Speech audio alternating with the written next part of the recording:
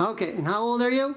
I'm 69 years old. Okay, and you came to me because your knee was bothering you and you had a hard time skiing last year and dancing, is that correct? Yes, Okay, that's what, correct. and what did you tell me just a couple days ago?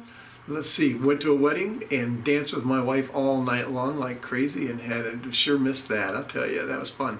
And you had any pain after that?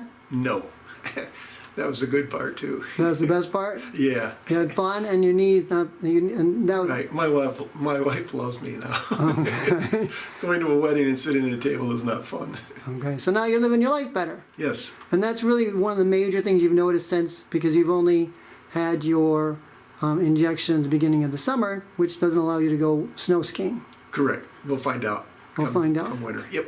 But good so Looking far. forward to it. Oh, Yep. good. Yep. Okay. Anything else you want to tell people? No, hey, don't be afraid. It's good. It worked for me.